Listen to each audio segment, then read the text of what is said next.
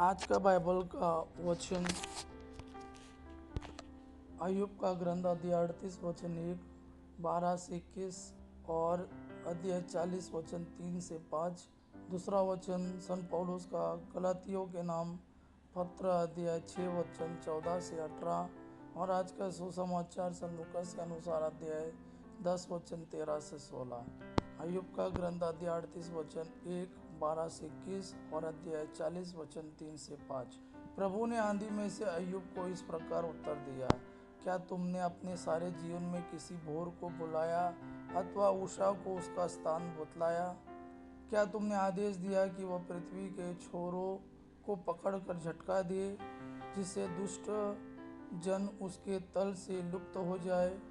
मोहर लगने से जैसे मिट्टी बदलती है, उसी तरह पृथ्वी बदलती है और वस्त्र की तरह उस पर रंग चढ़ जाता है। उषा दुष्टों से उनका प्रकाश छीन लेती है और उनका ऊपर उठा हुआ हाथ तोड़ देती है। क्या तुम समुद्र के स्रोतों तक उतरे हो या गर्त के तल पर टहल चुके हो? क्या तुम्हें मृत्यु के फाटक दिखाए गए? क्या तुमने अधोलोक के फाटक देखे? क्या तुमको पृथ्वी के विस्तार का कुछ अनुमान है? यदि तुम जानते हो तो यह सब मुझे बता दो। प्रकाश के निवास का मार्ग कहाँ है और अंधकार का वास कहाँ है? क्या तुम दोनों को उनके अपने अपने स्थान की ओर, उनके अपने निवास के मार्ग पर ले जा सकते हो? यदि तुम यह सब जानते हो तो उनसे पहले तुम्हारा जन्म हुआ था और तुम्हारे वर्षों की संख्या असीम है। अय्यूब ने यह कहते हुए प्रभु को उत्तर दिया, मैं कुछ भी नहीं हूँ, मैं तुझे क्या उत्तर दूँ? मैं होठों पद अपनी उंगली रखता हूँ। मैं कुछ भी नहीं हूँ, मैं तुझे क्या उत्तर दूँ? मैं होठों पर अपनी उंगली रखता हूँ। मैं एक बार बोला, मैं दोबारा उत्तर नहीं दूंगा। मैं 2 बार बोला, मैं और कुछ नहीं कहूँगा। दूसरा वचन सन पौलुस का गलातियों के नाम पत्र अध्याय 6 वचन 14 से 18।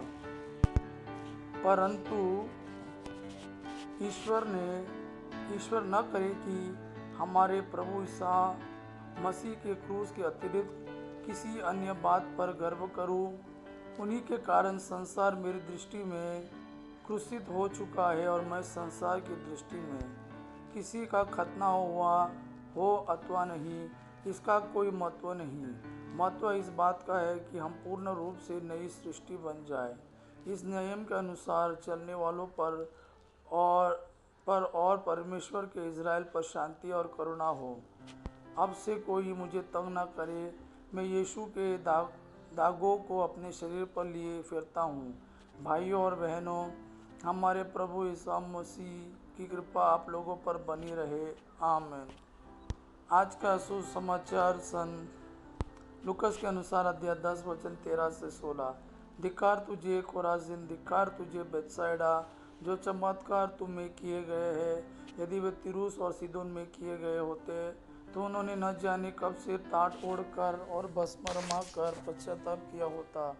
इसलिए न्याय के दिन तुम्हारी दशा की अपेक्षा तिरूस और सीदोन की दशा कहीं अधिक सहनीय होगी। और तू कफरनहूम, क्या तू स्वर्ग तक ऊंचा उठाया जाएगा? नहीं, तो अधोलोक तक नीचे गिरा दिया जाएगा। जो तुम्हारी सुनता है वो मेरी सुनता है, और जो तुम्हारा तिरस्कार करता है वो मेरा तिरस्कार करता है। जो मेरा तिरस्कार करता है वो उसका तिरस्कार करता है जिसने मुझे भेजा है।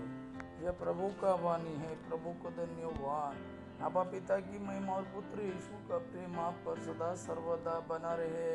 आमीन।